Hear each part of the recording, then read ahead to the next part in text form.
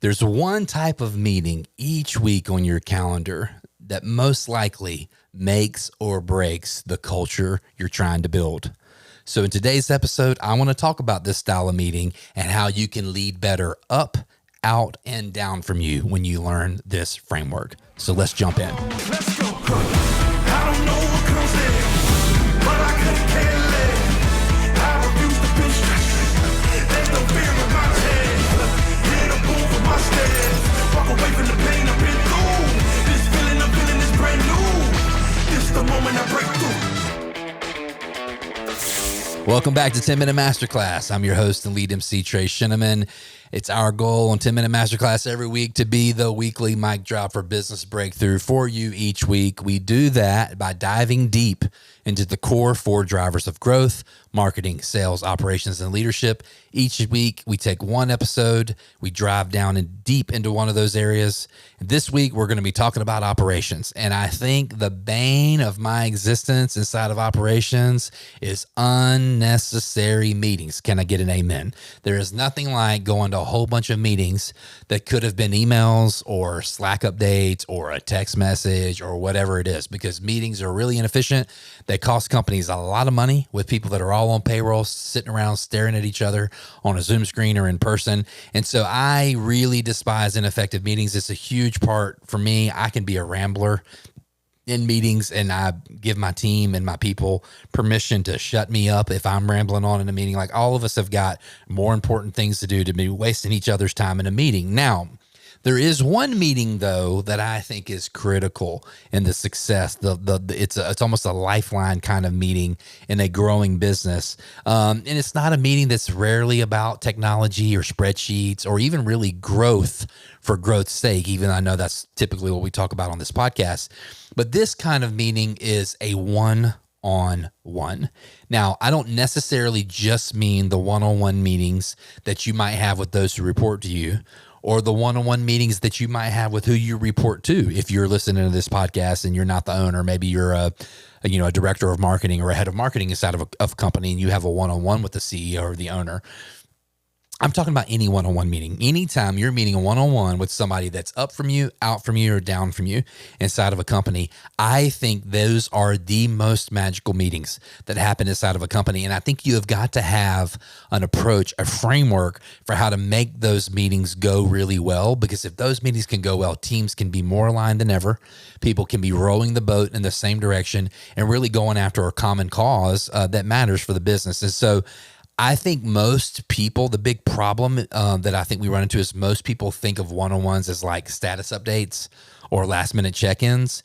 But the best leaders I've ever worked with and for, they use one-on-ones to drive alignment. That is the main goal of the one-on-one.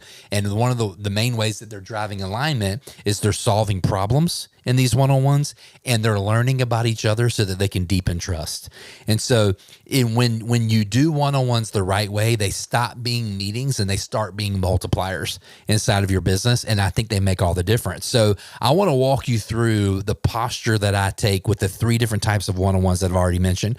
A one-on-one when it's with somebody who reports directly to me. A one-on-one when it's someone who's parallel to me in the organization. Maybe they're also in marketing, but they're in a different division, or maybe they're in product or creative or engineering or another function inside of the business. And then a one-on-one with when, I used to have somebody that I reported to. Obviously now I'm a founder and CEO. I don't report to anyone other than the good Lord above and my wife. But if you were in a situation where you have a boss, this is how I would have those meetings. So let's start with somebody when you're leading down and you're leading someone that's reporting to you. The main focus of that kind of a one-on-one should be coaching, clarity, and development of that person. All right. So your job when you're the manager and they're the report, your job should be to remove roadblocks for them, reinforce the mission of the company, the mission that everybody's working on, and make sure that you're being a good coach for them, not just checking to make sure that they got their tasks done.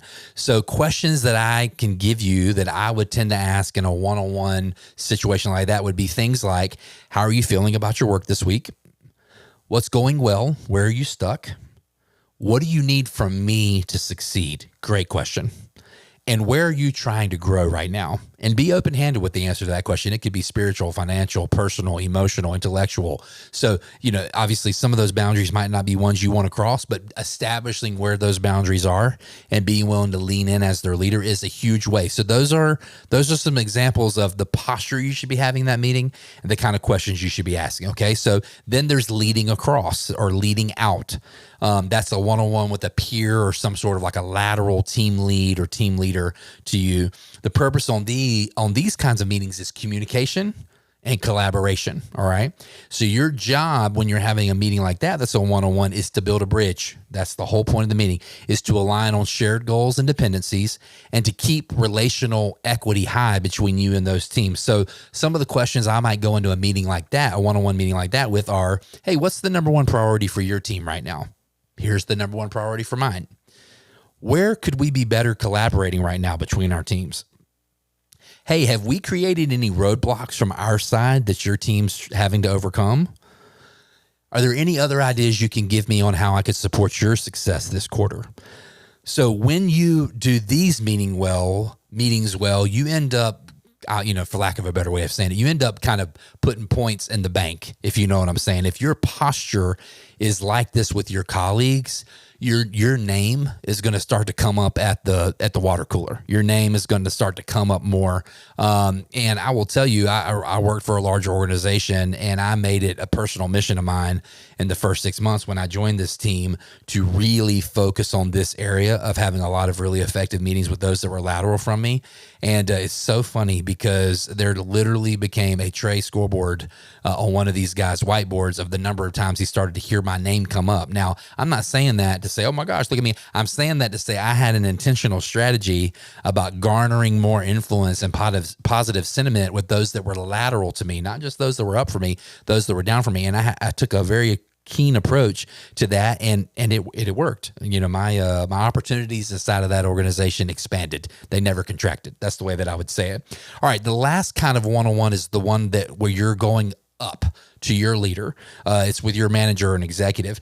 The purpose of these meetings, so if the first one, the purpose of the one-on-one down is alignment, the one-on-one out is collaboration, the one-on-one up is influence. Okay.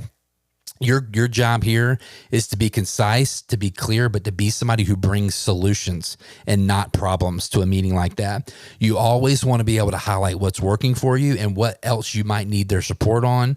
And you want to make sure you're the one that's asking for feedback early and often. So the structure for a one-on-one up from you, especially if your leader gives you the ability to control it, should be to give them a quick updates on wins and metrics, go ahead and immediately flag key risks and blockers, as well as what your suggested action plans are to fix those key risks and blockers. And then finish your one-on-one by saying, where is it in my job right now that you would like more visibility from me? Which shows that you're coachable, teachable, you're approachable. Okay. So no matter which one of those types of one-on-ones you're in, there are some really good rules that you need to keep in mind for having a great one-on-one. Number one, again, no matter which style of meeting it is, own the agenda. Actually have a plan for the meeting so that it doesn't feel like you're wasting their time or your time. Don't come in and wing it. All right. Actually have an approach. Number two, stay off surface level. Dig a little deeper than just making it a meeting about updates one way or the other. Talk about real blockers. Talk about real struggles or real opportunities or areas you'd really like to grow. Really drive for clarity in those moments.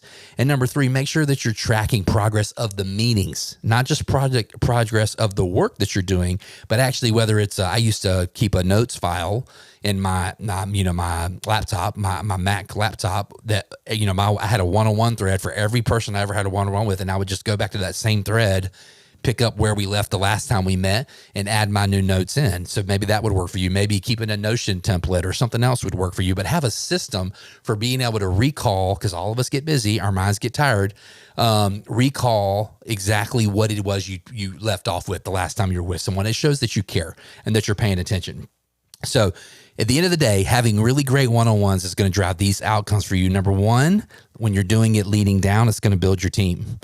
Number two, when you're doing it leading out, it's going to build the culture. And number three, when you're doing it leading up, it's going to build your influence.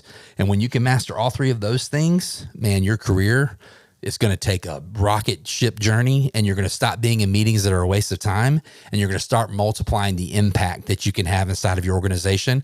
And those of us that are leaders, founders, builders, we have to model the way. So we have to go first. So make sure you're running meetings that are effective.